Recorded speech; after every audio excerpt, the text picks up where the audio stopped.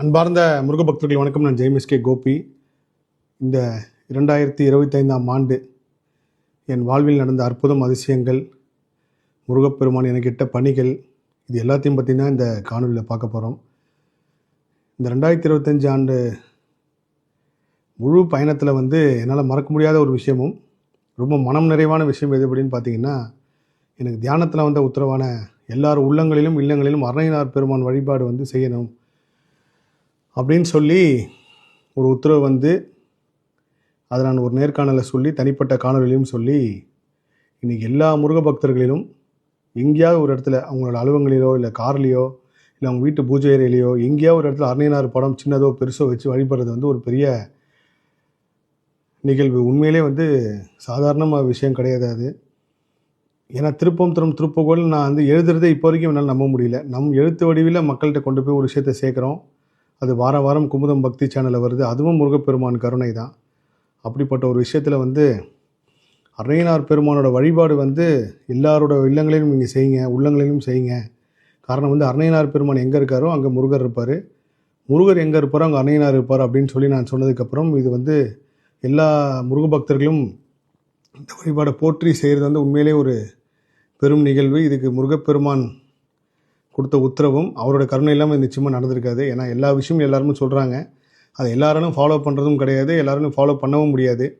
ஆனால் திருப்புகழ் அப்படின்ற ஒரு பேர் பொக்கிஷத்தை கொடுத்த அருணையனார் பெருமான வழிபாடு செய்யணும். 18 சித்தர்கள் வழிபாடு எல்லா இடத்துலையும் இருக்குது.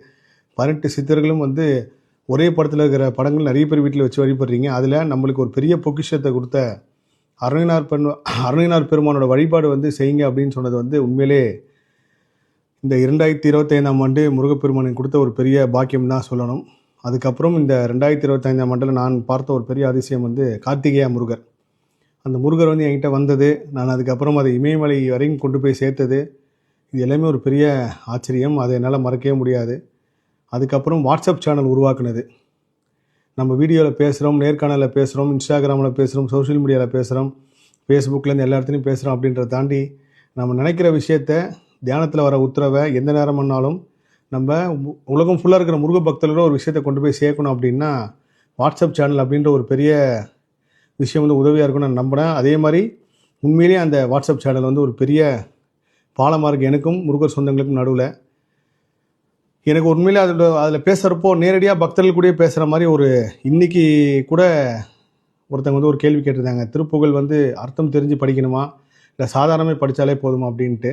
அது கூட ஒரு குரல் பதிவு பண்ணியிருந்தேன். இது எத்தனையோ முருக பக்தர்கள் மனசில் சந்தேகங்களுக்கு இந்த கேள்வி இந்த பதிலும் கேள்வியும் ஒரு பெரிய ஆற்றுதலாகவும் அவங்க மனசில் இருந்த சந்தேகங்களுக்கு ஒரு விடையாகவும் இருக்கும்னு நான் நம்புகிறேன். அதில் வாட்ஸ்அப் சேனல் இந்த 2025ஆம் ஆண்டு உருவாக்குனது என்னால் ஒரு மறக்க முடியாத ஒரு விஷயம்.